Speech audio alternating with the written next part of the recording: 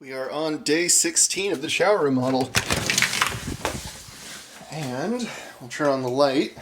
One of the lights is actually not connected right now. And you can see that this is actually looking like more and more like a shower every day. You can still see some of the Kerdi board. Yesterday this wasn't on the ceiling, but I know the crew is going to come back. I think they're going to do some additional framing up top and then put more screws in. I believe they're supposed to be spaced every 12 inches.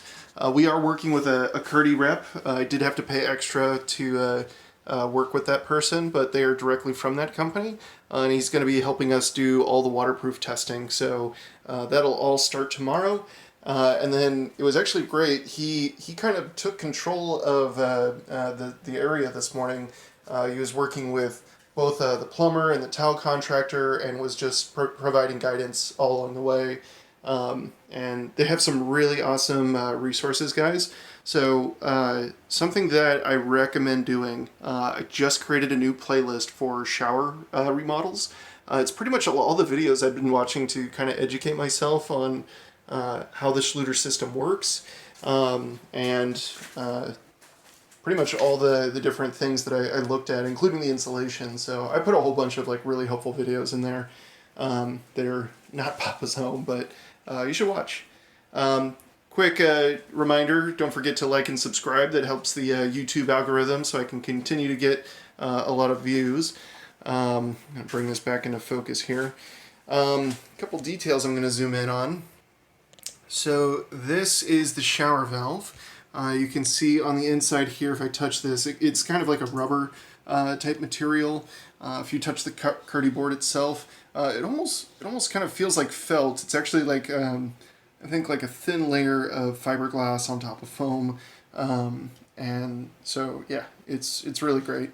You can kind of see right here, these are some of the open seams that have not been patched yet.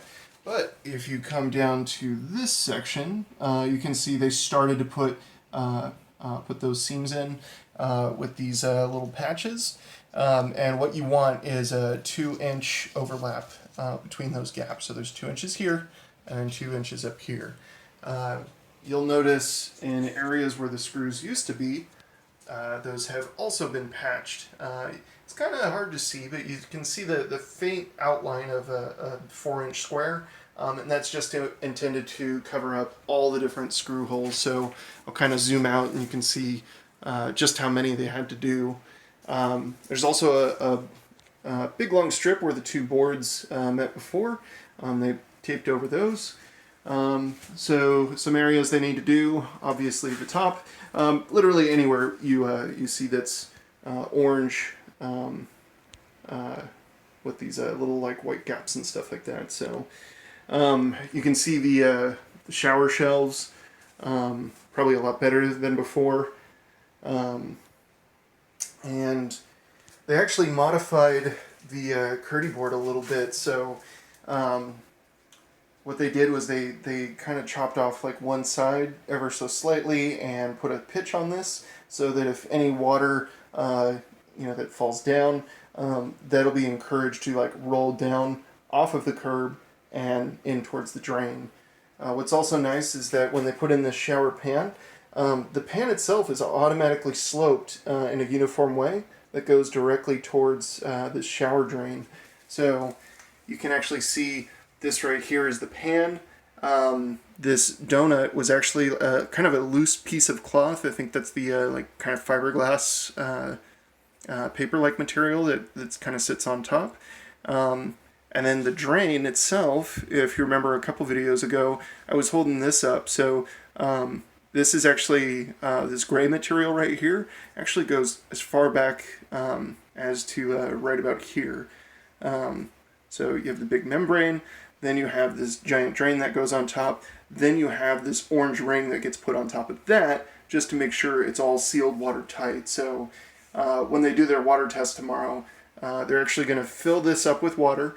They'll put a little pencil mark, and then I think they monitor it for 24 hours and just come back and see like, hey, did the water all stay in there? So hopefully that passes tomorrow and that they're able to wrap all this up and everything. I believe the contractor let me know today that they're going to be busy with another project that they're also working on. So if you're thinking about doing a shower remodel, just keep in mind whatever contractor you're working with, if he's telling you, man, it's super busy right now, he might be splitting his time between your project and somebody else's project. So just something to think about if you hear your contractor say that. For this project, that hasn't been an issue at all, really.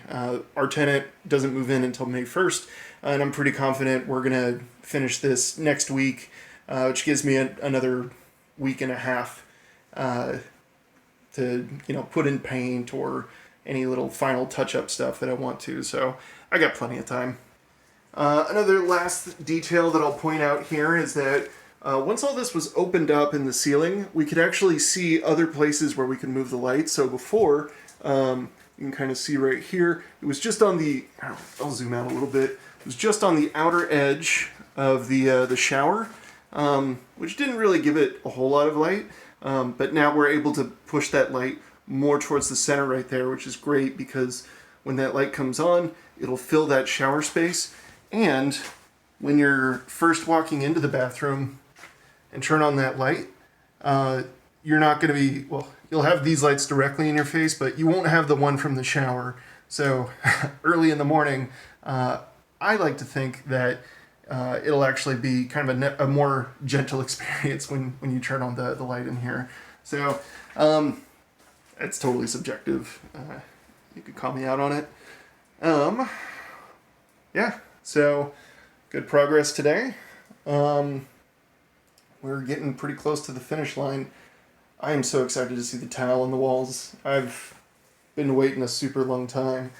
They've actually been using the rented room to store a lot of their equipment. So again, if you're getting your shower remodeled, contractor might need a little bit of space either in the garage. Sometimes I've just used like my living room and stuff. So I've done several projects on my house, and I feel like with every contractor, this is a fairly normal thing. I'm just super happy that I have this space available before I start actually renting it out.